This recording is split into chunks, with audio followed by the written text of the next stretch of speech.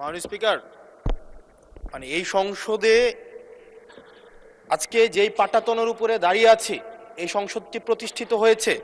এই সংসদের সংসদ নেতা, বিরোধী দলীয় নেতা, এই সংসদের ট্রেজারি বেঞ্চে যারা উপস্থিত আছেন, প্রত্যেকে এই সংসদে আসার পথে যেই ক্রান্তিকালীন পর্যায় অতিক্রম করে এখানে এসছে, এই পুরো জার্নির পিছনে যে আইনটি জড়িত সেটি নিয়ে হচ্ছে আমরা আজকে আপত্তি উত্থাপন করছি এবং সেটির জন্য 2 মিনিট এটা এক ধরনের, মাননীয় স্পিকার, এটা খুবই অপ্রতুল।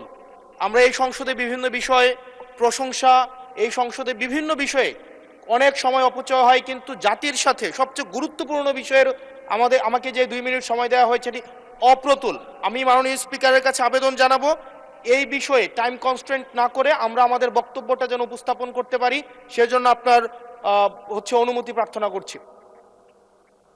মাননীয় সদস্য,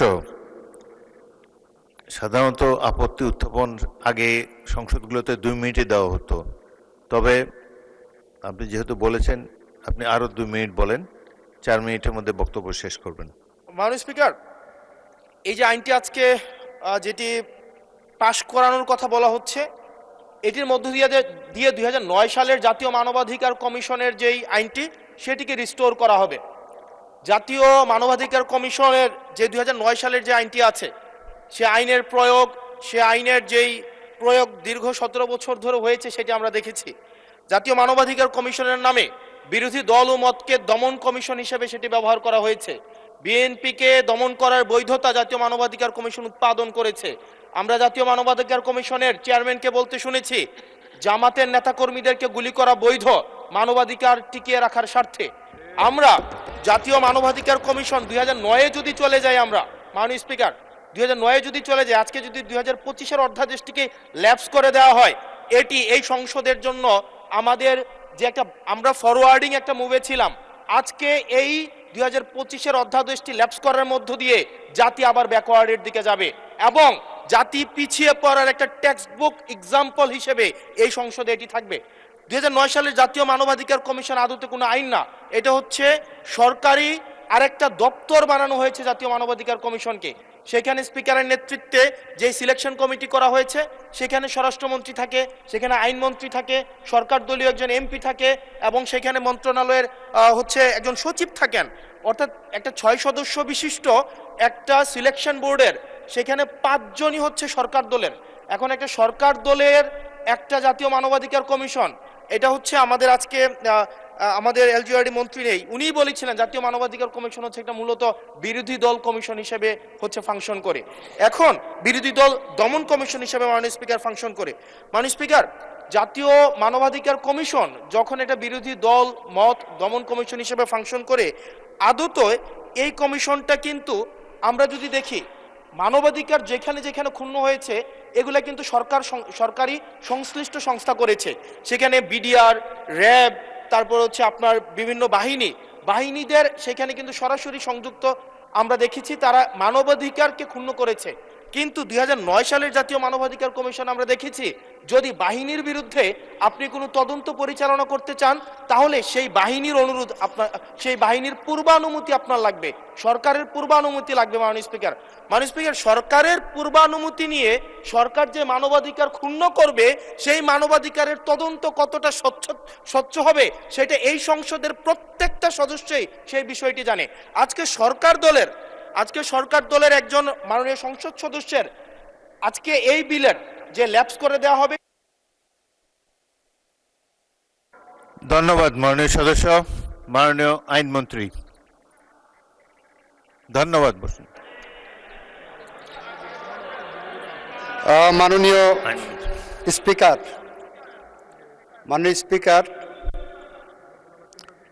মাননীয় আইনমন্ত্রী, বিরোধী দলীয় নেতা বলুন। মাননীয় স্পিকার, এই বিষয়টা স্বচ্ছ রাজনীতি এবং মানুষের জীবনের নিরাপত্তার সাথে অঙ্গাঙ্গিভাবে জড়িত।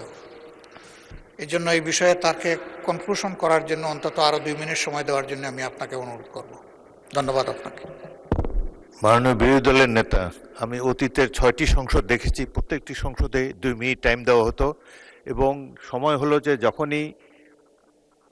যখনই স্পিকার ঘোষণা দেবে যে এবং অনুরোধ করবে সংশ্লিষ্ট মন্ত্রীকে বিলটি উত্থাপনের জন্য তখনই দাঁড়াতে হয়, দাঁড়িয়ে বলতে হয় উচ্চস্বরে আপত্তি আছে, তখন যে আপত্তিকারী সংসদ সদস্যকে 2 মিনিট বলার সময় দেওয়া হতো।